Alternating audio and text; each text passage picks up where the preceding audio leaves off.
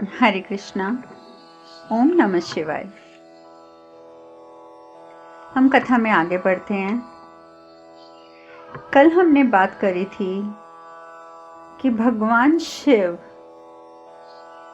जब अदृश्य हो जाते हैं, किसी को दिखाई नहीं देते हैं, और तब पार्वती माता उन्हें स्वयं देखने जाती हैं कक्ष में, जहां भगवान शिव से वो मिलती हैं।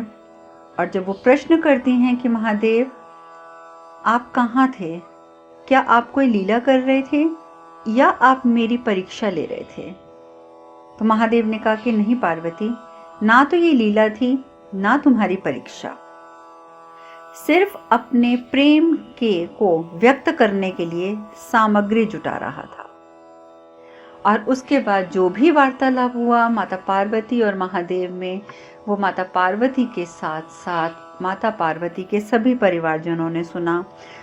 उन्हें अपनी सोच पर बहुत शर्मिंदगी हुई कि उन्होंने महादेव के लिए ना जाने क्या क्या कह दिया।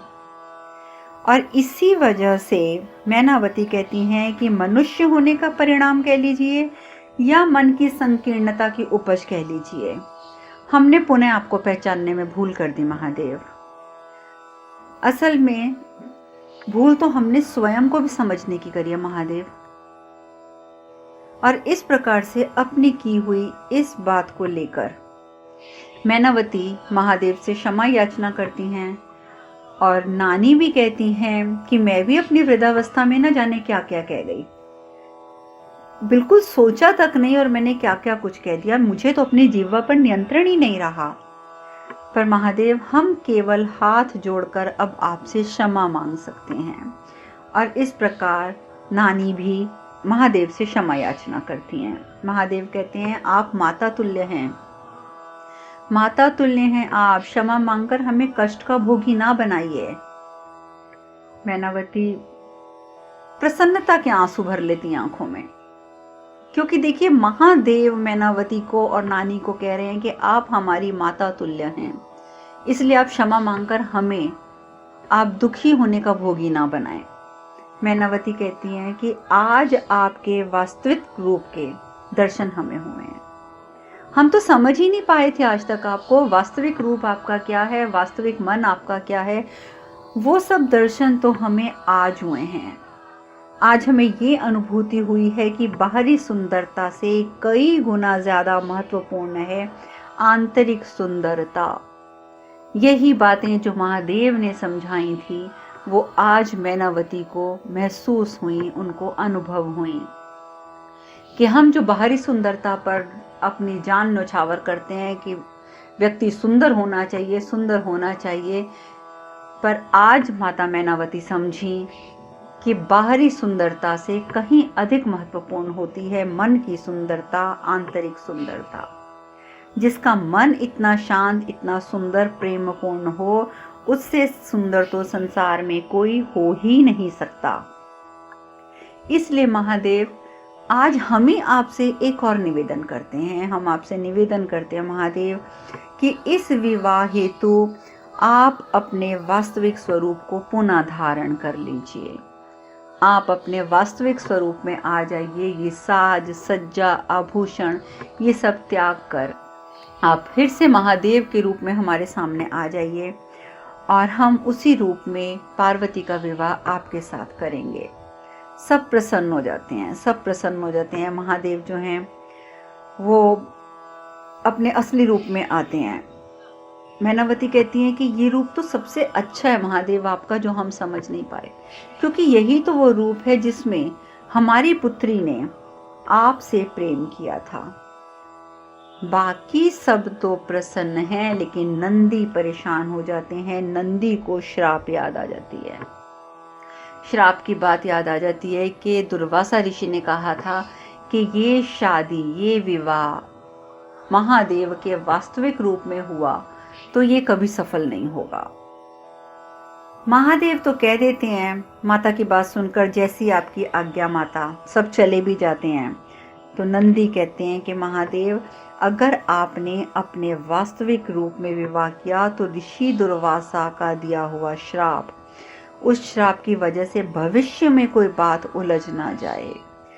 उस श्राप का कोई दुष्प्रभाव ना पड़ जाए, बस हमें यही चिंता है महादेव।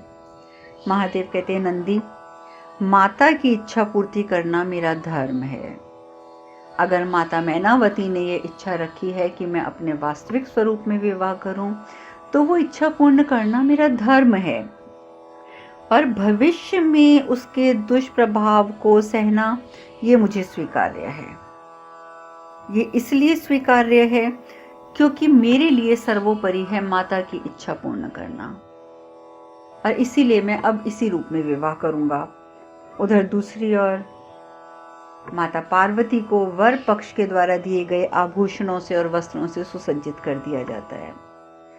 भगवान शिव मंडप में उपस्थित होते हैं अपने वास्तविक रूप में, अपने वास्तविक स्वरूप में, और विधि विधान करके सही तरीके से जो भी सांसारिक औपचारिकताएं और विधि विधान और रीति रिवाज हैं, उन सबको पूर्ण करते हुए महादेव और माता पार्वती का विवाह संपन्न होता है। सभी विधि विधानों को करके संकल्प करते हुए हाथ जोड़कर मैनावती और राजा हिमावत कन्या का दान करते हैं। हिमनरेश, जिनकी एक हार्दिक इच्छा थी कि कन्यादान करके हम मोक्ष को प्राप्त हो जाएंगे, आज वो मोक्ष प्राप्ति की इच्छा नहीं रखते। आज वो कहते हैं, हाथ जोड़कर भगवान शिव को कहते हैं कि हम अपने पूर्वजों की मोक्ष प्राप्ति हेतु ये कन्यादान कर रहे हैं। आज उन्होंने अपने मोक्ष की कामना नहीं करी। आज उन्होंने कहा कि हम अपने पूर्वजों के मोक्ष की प्राप्ति हेतु ये कन्यादान करते हैं। और भगवान नारायण, हमारे भगवान विष्णु, वो मनुष्य रूप धारण किए हुए माता पार्वती के भाई बने हुए भाई के सभी कर्तव्य पूरे करते हैं, सभी कर्तव्य पूरे करते हैं। अब रस्मों को, कस्मों को, विधि विधानों को हर प्रकार से पूर्ण करते हुए जब विवाह संपन्न होता है, तो गर्ग ऋषि कहते हैं कि अब आप बड़ों का आशीर्वाद लीजिए। देखिए कितना फर्क है ना, कि जब सती के विवाह के समय में ये बात कही गई थी, विवाह तो नहीं हुआ था, चाहे उनका गंधर्व विवाह हुआ था, लेकिन तब भी जाने से पूर्व जब सती माता ने अपने माता पिता के चरण स्पर्श किए थे, उस समय दक्ष प्रजापति को ये बात बहुत बुरी तरीके से उनके अहंकार को चोट कर गई थी कि महादेव ने उनके चरण स्पर्श नहीं किए। जबकि माता सती ने बाद में उन्हें समझाया भी था कि पिताजी, वो तो भगवान हैं, और भगवान अपनी ही बनाई कृति के पांव कैसे छू सकते हैं। लेकिन दक्ष नहीं माना था और वो इस बात से क्रोधित रहा था। लेकिन हिम नरेश में बुद्धि है, हिम नरेश में घमंड लेश मात्र भी नहीं है। जब माता पार्वती ने सभी बड़ों का आशीर्वाद लिया और उन्होंने देखा कि महादेव तो वहीं खड़े हैं, वो किसी का झुककर आशीर्वाद नहीं ले रहे, तो मैनावती ने और नानी ने और राजा हिमावत ने स्वयं हाथ जोड़कर महादेव को प्रणाम किया और बल्कि उनसे आशीर्वाद ग्रहण किया। ये होता है बड़प्पन, अहंकार रहित जीवन का बड़प्पन, जो राजा हिमावत और मैनावती में है। खैर, गर्ग ऋषि कहते हैं कि ये दिव्य विवाह संपन्न हुआ है। महादेव और माता पार्वती आप दोनों अब एक हो गए हैं, और इसी क्षण से संसार के उद्धार की प्रक्रिया भी संपन्न होती है, क्योंकि सारी सृष्टि को इंतजार था इस विवाह का कि ये विवाह हो और सृष्टि का उद्धार जो है वो हो सके। भगवान शिव कहते हैं कि मेरे लिए अत्यंत सम्मानजनक है कि इस पावन मिलन के साक्षी हेतु इतने महापुरुष यहाँ पर उपस्थित हैं, इतने महान पुरुष, क्योंकि वहाँ पर उस समय भगवान विष्णु भी उपस्थित थे, भगवान ब्रह्मा भी उपस्थित थे, और सभी देवी देवता, सप्त ऋषि सभी तो उपस्थित थे। तो महादेव भी सबका आभार प्रकट करते हैं। अब विवाह तो संपन्न हो गया, अब भवन में जाने की तैयारी होती है। रोहिणी भवन में स्वागत करती है, आरती उतारती है महादेव की और माता पार्वती की। जैसे ही अंदर जाने लगते हैं तो जया जो है वो रोक देती है। जया कहती है रुकिए रुकिए रुकिए महादेव, नहीं नहीं नहीं नहीं, आप अंदर नहीं जा सकते हैं। आप तो सब हैरान हो जाते हैं, कहते हैं क्या हुआ? तो जया हंसते हुए कहती है कि आप शगुन देकर अंदर जा सकते हैं, बिना शगुन दिए अंदर नहीं जा सकते। और विजया वो उसी समय कह देती है महादेव, इस बार शगुन में हमें आपके प्रिय आभूषण नहीं चाहिए, क्योंकि आपका प्रिय आभूषण तो आपके नाग देवता हैं, हमें आपके प्रिय आभूषण नहीं चाहिए, इस बार तो हमें हमारे प्रिय आभूषण चाहिए। जब इस प्रकार की मांग जया विजया करती हैं तो रेवती कहती है चुप करो, महादेव वैरागी हैं और इनसे आभूषण की मांग करना अनुचित है, बिल्कुल अनुचित है। हाँ, इनकी विशेषता तो राग रागनियों पर है, तो आज हम इन्हें कहेंगे कि पार्वती के लिए एक प्रेम कविता प्रस्तुत करें। सब कहते हैं हाँ हाँ हाँ, सबसे अच्छा शगुन तो यही होगा कि आप अब द्वार पर खड़े होकर सबसे पहले पार्वती के लिए एक कविता बोलें। बहुत खूबसूरत महादेव कविता सुनाते हैं, जिसका अंत वो इस पंक्ति से करते हैं कि इस पूर्ण को भी अधिक पूर्ण तूने किया है निरंजना, इस पूर्ण को भी अधिक पूर्ण तूने किया है निरंजना। और सारा श्रेय वो माता पार्वती को देते हैं अपनी और इस संपूर्ण जगत की पूर्णता का। सभी प्रसन्न हो जाते हैं, ये कविता सुनकर बहुत प्रसन्न होते हैं। उनको भवन के अंदर लाया जाता है और बाकी सारे रीति रिवाज पूर्ण किए जाते हैं। जो जो विवाह के पश्चात की रस्में होती हैं वो सब रस्में पूरी करी जाती हैं। सभी प्रसन्न हैं। अब देवता भी बहुत प्रसन्न है क्योंकि विवाह हो गया है और उनके मन में एक आशा जाग गई है कि अब तो हमें हमारा स्वर्ग प्राप्त हो जाएगा। अब तो महादेव का जब विवाह हो गया है तो उनका पुत्र भी होगा, और पुत्र होगा तो वह ताड़कासुर का वध करके हमें हमारा स्वर्ग अवश्य वापस दिलाएगा। और पार्वती वो अपनी माता जी से मिलने जाती हैं, पिताजी से मिलने जाती हैं, और जब वो मिलती हैं अपने माता पिता से तो बहुत रोती हैं। अब देखिए, कन्या है, वो इंसान है, बेशक वो आदि शक्ति है लेकिन इंसान के रूप में जन्मी है, इंसान योनि में उनका जन्म हुआ है, तो भावनाएं तो इंसानों वाली हैं उनमें भी।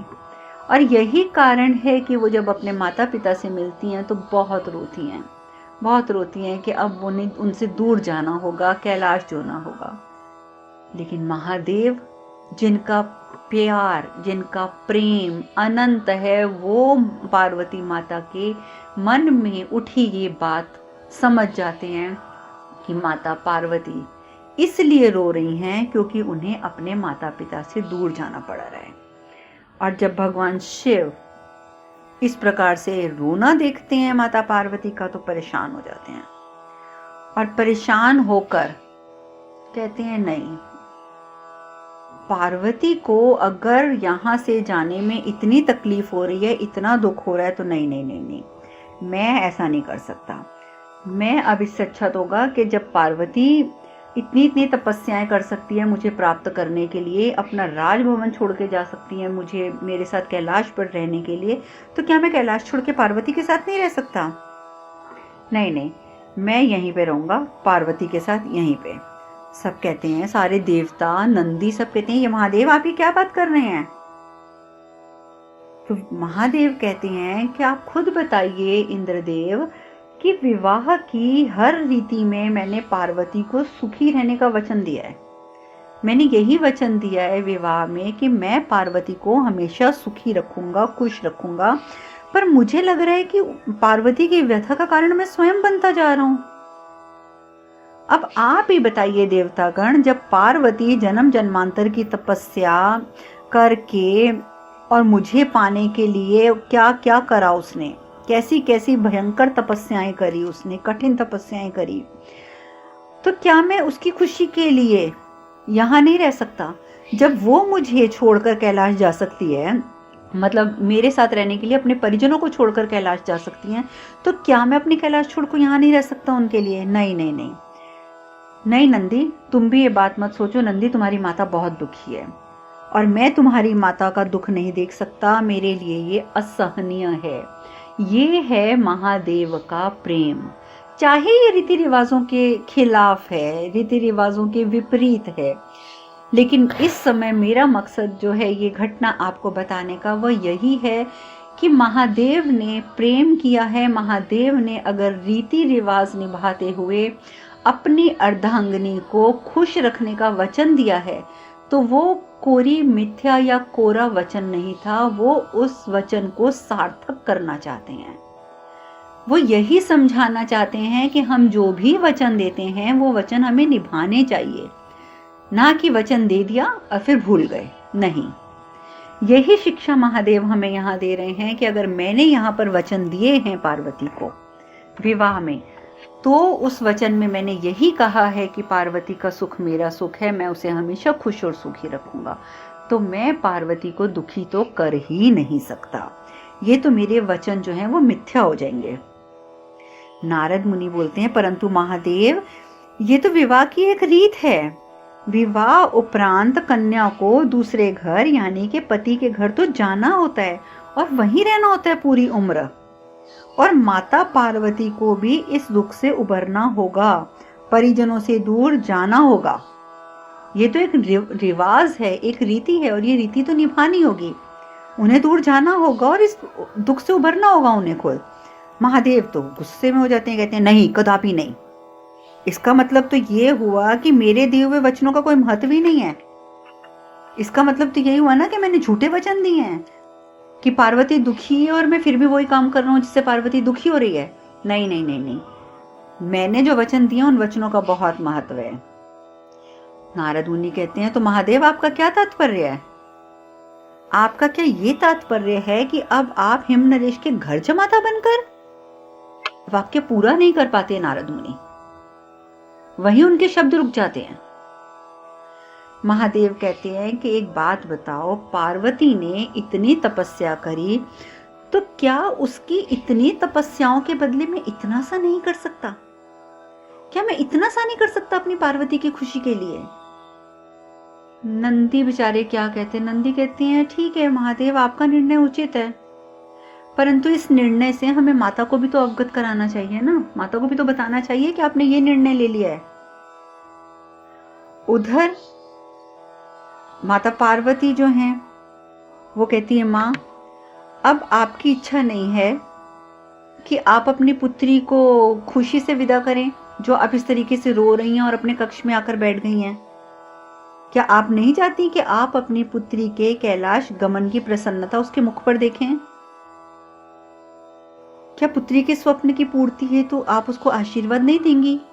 प्रसन्न मन से क्या आप उसे आशीर्वाद नहीं देंगी? और आप ये भी तो बताइए माता, अगर आप अपने कक्ष में बैठेंगी तो क्या आपसे आशीर्वाद लिए बिना हम चले जाएंगे? नहीं, ये तो कभी हो ही नहीं सकता। और हमें विश्वास है कि आप हमारा स्वप्न पूरा होता देखकर प्रसन्न हैं। ठीक है, थोड़े से विरह के आंसू हैं, और माता वो तो हमारी आंखों में भी हैं, लेकिन वैसे हम बहुत प्रसन्न हैं महादेव के साथ कैलाश जाने में। तो माता आप भी प्रसन्न हो जाएं, आप प्रसन्नता से हमें आशीर्वाद दें और हमें कैलाश गमन के लिए आशीर्वाद प्रदान करें। मैनावती रोती हैं, कहती हैं, बेटा पुत्री, हमारा आशीर्वाद तो सदैव तुम्हारे साथ है, और सच कहे तो हमें विश्वास ही भी है कि तुम हमारे कुल का गौरव बढ़ाओगी। हम तुम्हें सच्चे मन से आशीर्वाद देते हैं पार्वती, तुम हमेशा सुखी रहो।